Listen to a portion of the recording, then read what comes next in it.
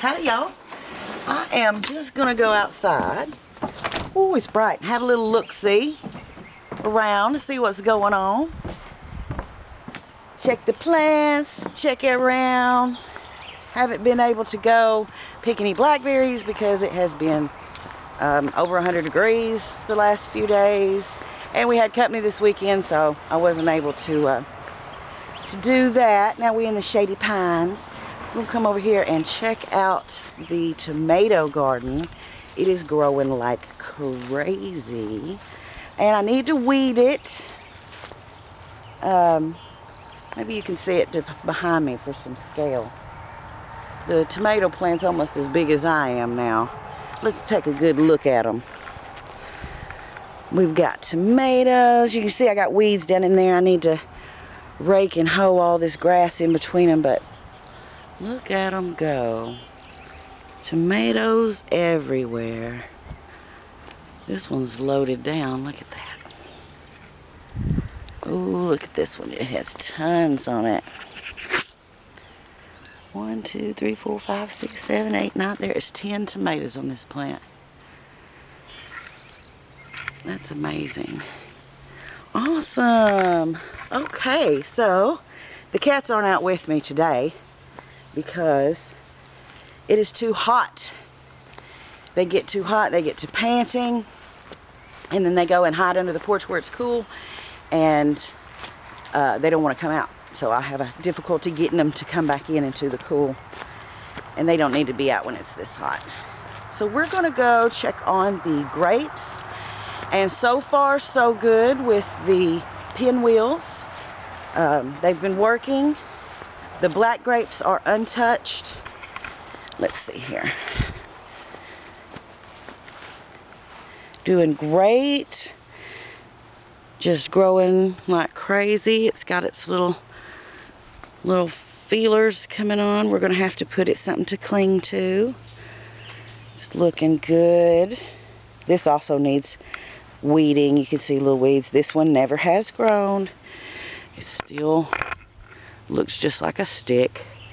Okay, and this one was eaten really far down by the deer. It was even bigger than the other one, but it is coming back beautifully. You can see it is just growing itself right back after the deer's attack. So that's awesome. Oh, there's always some darn wasps or bees or something. So yeah, and I just thought I'd have a little walk around with you guys in the yard and see how y'all are doing, tell you how I've been doing. Been kind of busy. We had some company over the weekend, and I prepared a big meal that was completely sugar-free and low-carb, except I fixed a few roasted potatoes, you know, for people who are on traditional diet. And, oh, look, a beautiful rose. Let's look together. Look at that. Oh, how pretty. There's a bud behind there too. I love those roses. So anyway, yeah, I prepared that. And the first time I have made a like keto friendly dessert. I got some cream cheese and some lemon zest and some lemon juice, and I used Splenda because that's the only like alternate sweetener that I had. And I made a pecan crust and made kind of like a lemon pie, like a refrigerator pie. It was really good. It was really tart because I didn't put much sweetener in it, but it was really good. I liked it.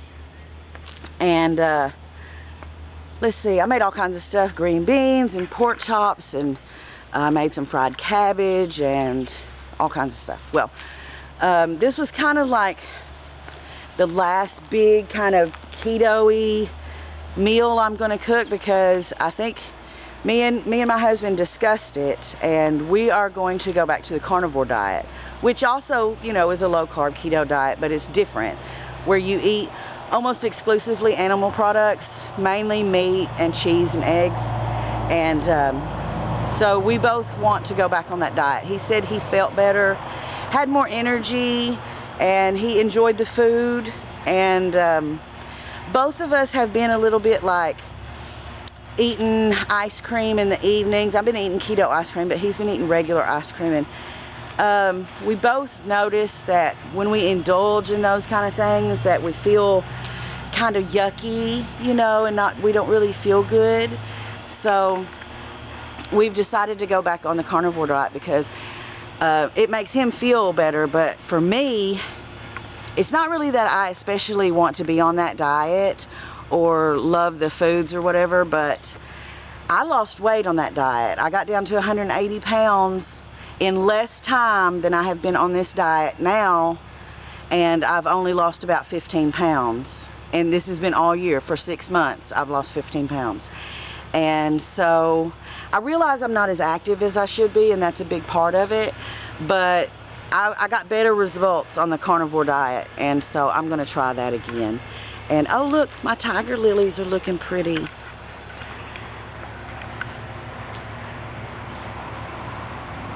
Those look pretty. I got a bunch over here.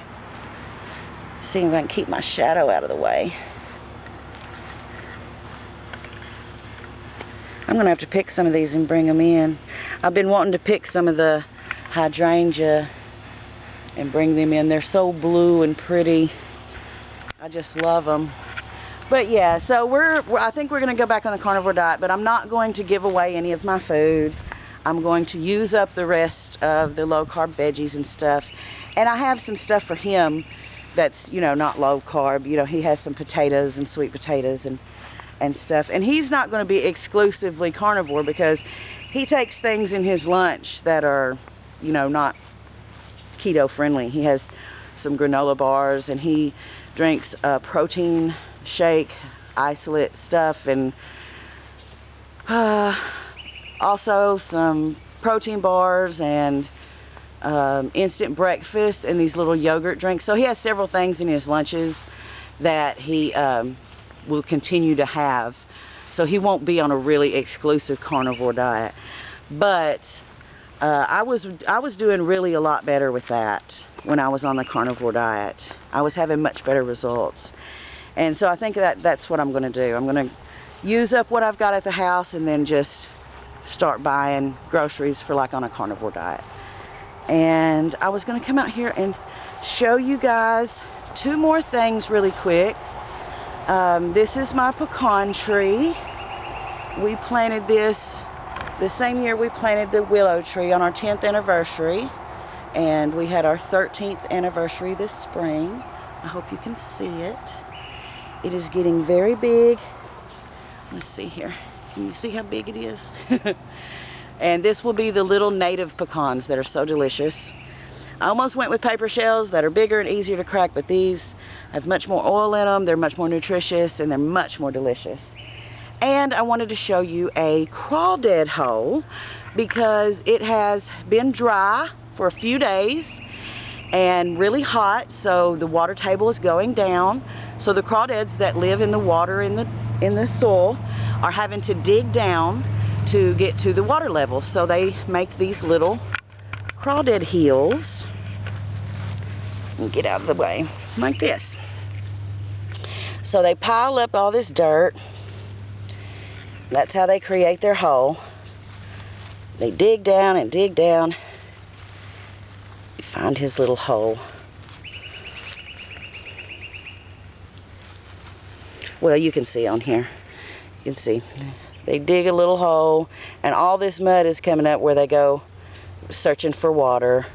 And you can tell where the crawdad holes are because there'll be these little mountains all over the yard. And they stick in your mower and are kind of a pain.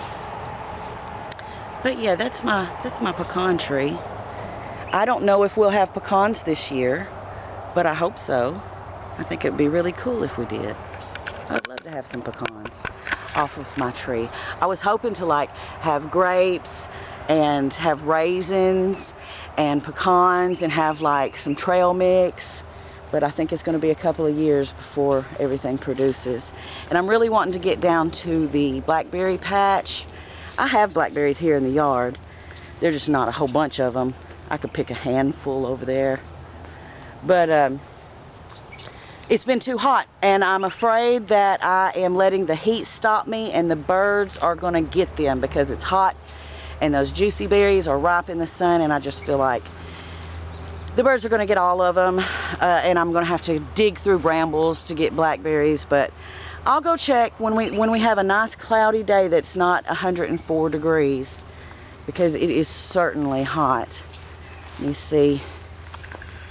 There's my tomatoes. I don't know if you can see in the shade. My little tomato garden. It's doing pretty good. Okay, so we'll go take a look at the pretty hydrangeas, and then I'll show you the temp, and that'll do it for us. Have a little afternoon ramble, a little catch up. So I'll be on the same kind of diet and everything for the next week or two until I use up all my keto-friendly vegetables, and then it's back to the carnivore diet, you guys. I think it's a good choice. I think I'll get some better results. Okay, let's see what the temperature is here. All right, let me get it to show. It's over 100 degrees Fahrenheit. It is, let me see. That looks like 108 degrees Fahrenheit and 42 degrees Celsius. I think that's what that is. Yeah, it's a scorcher. So super hot, and the humidity is so hot. Now these plants, every morning, they are fresh and bright. They look fantastic. And every afternoon they're wilty like this. The leaves are wilty. The flowers are wilty. Look how wilty they are. But then in the cool of the evening, when I come out here to get the sunset, they will be perked up and fresh again. They just can't hardly take that sun. Now, my nephew told me if I took some of these long branches and pinned them over here and staked them down, that I would grow a secondary bush, and I sure am. You see that little bush that's growing right there? There's the big one. I just laid it over and let it grow over there, and it's doing good. I just pinned it with these little, see if I can show you. They're like tent pegs. You know, they're like a ring on a long metal peg, and I just run the branch through that ring and stuck it in the ground, and now I have a secondary plant coming up right there. It's gonna be pretty. But you know what, guys, I gotta get in. It is super hot out here. Burning up. Y'all be sweet.